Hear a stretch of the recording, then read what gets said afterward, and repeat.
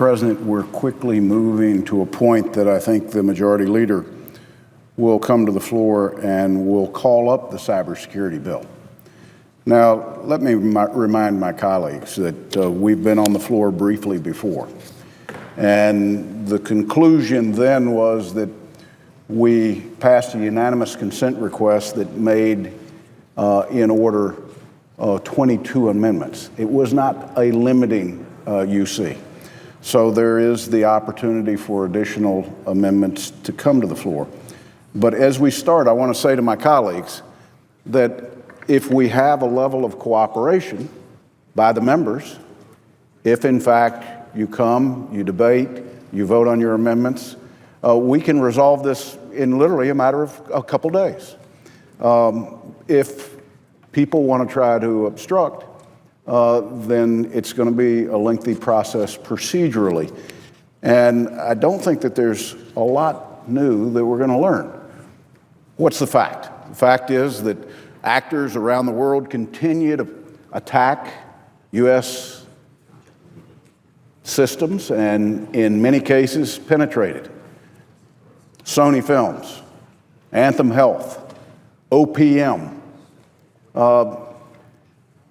Mr. President knows, because he's a member of our committee, that the amount of personal data that's being accumulated out there somewhere provides almost a roadmap to everything about anybody.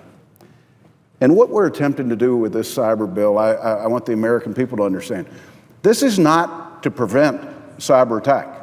I would love to figure out technologically how we do it. Nobody's been able to do it. What this is designed to do is to minimize the data that's lost, to minimize the personal information that an individual gleans out of going into a database and pulling that information out.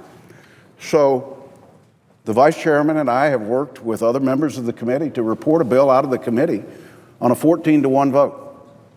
We're almost 3 months now behind the House of Representatives, who have passed 2 bills that we desperately need to get out of the United States Senate, a piece of legislation that we can conference with the House of Representatives. And in a conversation just this morning that I had with the White House, they are supportive of this bill getting out of the United States Senate and having a bill on the President's desk that he can sign into law, and we can have this in place. But let me make some overall points on the cyber bill. One, the most important, it's voluntary. Any business in America can choose to participate or not to participate. They can tell the federal government that they've been penetrated. They can provide the appropriate data for us to begin the forensics and to tell them in real time, here is a defensive software package you can put on your system that will make you immune from that tool again, but more importantly, might minimize the amount of data that's lost, and certainly will allow the government then to broadcast the business more widely. Here's an attack tool that's being used today. Here's defensive mechanism to keep other businesses from having the same penetration and data loss. Now, it's important that I say that when we started, there were 22 amendments that were placed in order. I'm proud to tell my colleagues that we have worked out 8 of those amendments. They will be incorporated in a manager's amendment, which will also have an additional 6 amendments that we think strengthen the concerns that have been expressed about privacy. They also address certain areas of cross-jurisdiction, like the Department of Homeland Security. We now have those chairmen and those ranking members fully on board, supportive of the piece of legislation. And now we just have to go through a process. But at the root of this is moving forward a piece of legislation on cyber that is a voluntary piece of legislation by companies. I mentioned real time. I know the President has heard this in committee. If we can't promise real time, we can't promise to anybody who's willing to provide the data that we can actually stop or minimize data loss. So it's absolutely crucial that this all function in real time. To have a voluntary program that involves real-time transfer of information, it means that there have to be incentives for that to be done. So let me just point out 2 things. For a company to talk to a competitor after they've been attacked and penetrated, we provide antitrust protection to them to talk directly to that competitor as fast as they possibly can to find out whether we've got multiple systems that are at risk. For the company to report to the federal government, we provide liability protection just for the transfer of that information.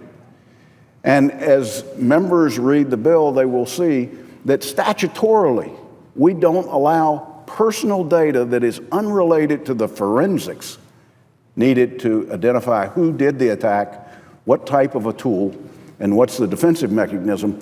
That personal data statutorily cannot be transferred from a private company to the government. Additionally, we say to every federal agency that might receive in real time this data, if there is personal data that's transmitted from a company to the federal government, you cannot distribute personal data.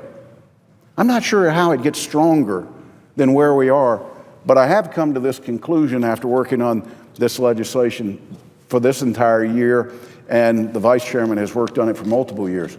There's some people that don't want legislation. We've met with every person that had a good thought,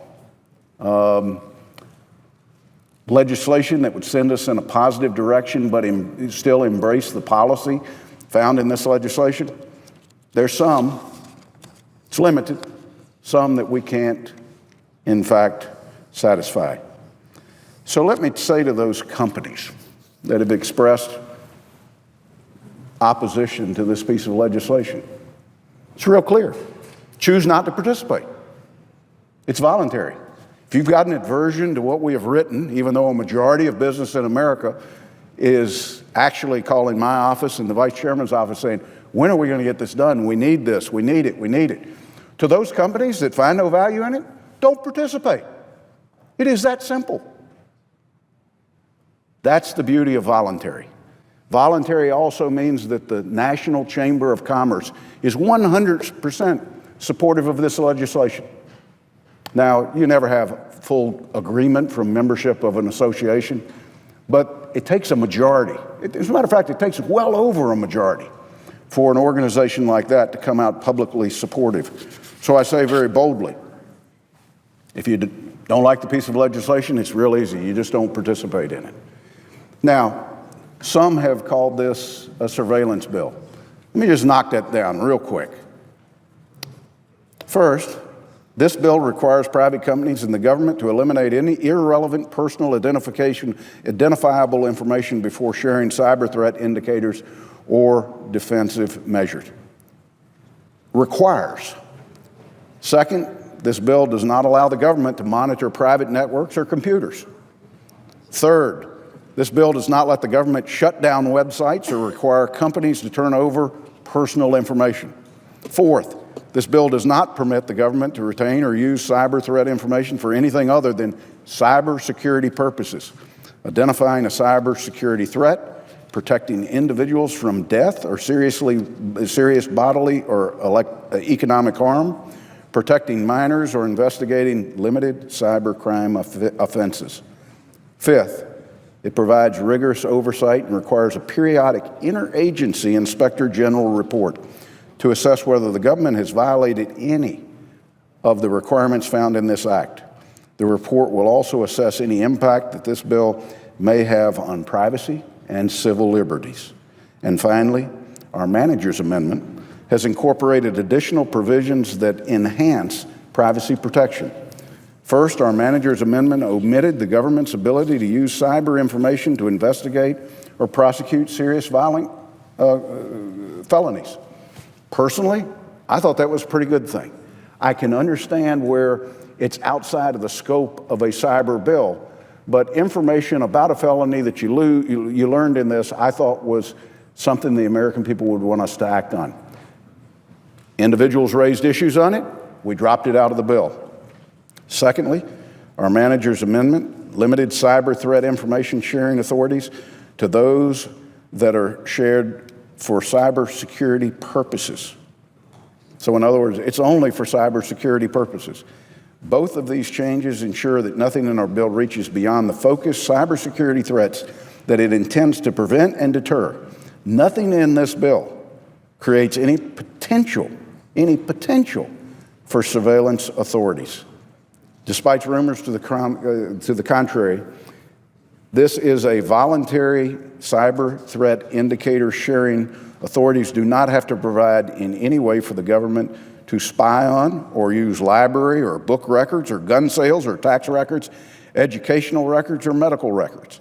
Given that cyber hackers have hacked into and stolen publicly disclosed so much private personal information, it's astounding that privacy groups would oppose a bill that has nothing to do with surveillance and seeks to protect their private information from being stolen. And I guess that's been the most troubling aspect of the road we have traveled, is that we're trying to protect personal data, yet the groups that say they are the stewards of personal data are the ones that, in fact, that are most vocal on this. This ensures that the government cannot install, employ, or otherwise use cybersecurity systems on private sector networks. No one can hack back into a company computer system, even if their purpose is to protest against or quash cyber attacks. The government cannot retain or use cyber threat information for anything other than cyber security purposes, preventing, investigating, disrupting, or prosecuting limited cyber crimes, protecting minors and protecting individuals from death and serious bodily or economic harm. The government cannot use cyber threat information in regulatory proceedings. That's what we're here talking about. Voluntary, targeted at minimizing the data loss, targeted at trying to protect the personal data of the American people found in every database in every company around the world.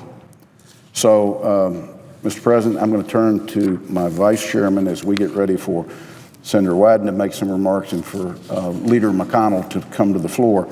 And I would put members on notice once again. It's our intent to have some opening comments, to actually make the manager's amendment pending, to make those amendments that were part of the unanimous consent but not worked out as part of the manager's package pending. I would encourage those members who have authorship of those amendments, if they're pending, if you'll come and debate them, we'll schedule votes for them. If you have additional amendments, come offer those amendments. We'll start the debate on it. But it's our goal, with the cooperation of members, to work as expeditiously to work through all of the amendments that one wants to consider, to dispose of them, and to finalize cybersecurity legislation in the United States Senate so we can move to the House and conference a bill. I yield the floor.